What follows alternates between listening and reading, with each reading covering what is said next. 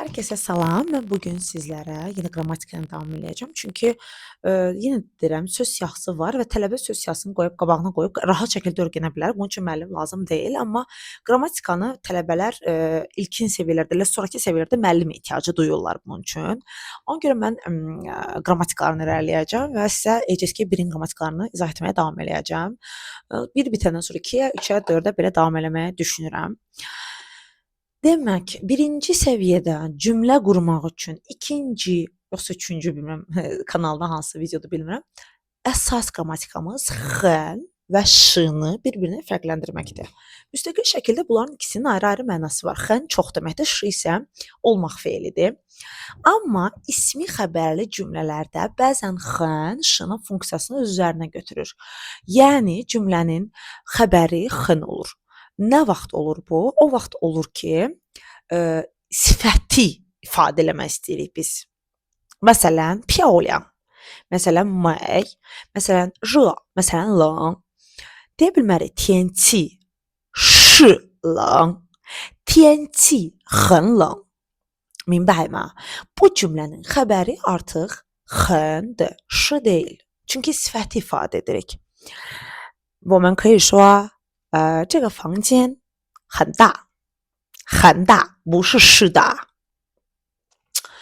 biz deyə bilərik这个女孩子很美，不能说这个女孩子是美，明白吗？nə vaxt ş deyə bilərik? Nə vaxt ki biz ism ifadə etmək istəyirik, onda biz ş deyirik. 比如这是我的女朋友. Bu mənim qız dostumdur, sevgilimdir yəni. Gördünüz? Ş ilə dedim. 或者呢，这不是我的手机。这不是我的手机. Bu mənim telefonum deyil. Telefon zaten isim olduğu üçün biz bunu ş ilə ifadə edəcəyik. Gördüyünüz üzrə bu ikisinin ayırd olunması bizə qrammatik lazımdır. Niyə lazımdır? Çünki biz cümləni qurmalıyıq. İlkin səviyyələrdə mən bütün qurduğum cümlələr birinkinin sözlərindən ibarət edir və biz bu cümlələri mən elə tələbə tanıyıram ki, həqiqətən o x-nin funksiyasını bilmir. O x-nin orada çox mənasını vermir. Məsələn desək, 这个房间很大. Burada o çox deyil, sadəcə otaq böyükdür deməkdir. O dürdür x. Başa düşürsüz?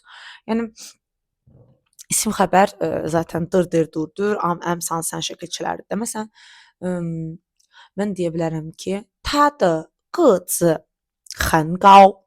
Onun boyu hündürdür. 很, burada o dürdür. Başa düşdük? Hocam, isimdə zaten problem olur. Zaten o ş-nın olduğunu başa düşürlər də.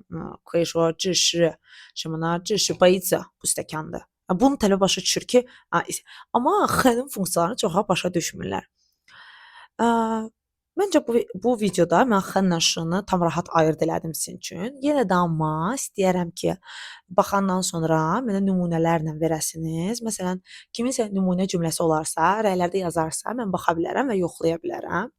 Ümid edirəm ki, video sizin üçün faydalı oldu. Sizin üçün faydalı olduğunu mənə rəylərdə bildirsəz, mənim üçün daha xoş olar. Növbəti videolarda görüşərik. Sualınız olarsa mənə əlaqə saxlaya bilərsiniz.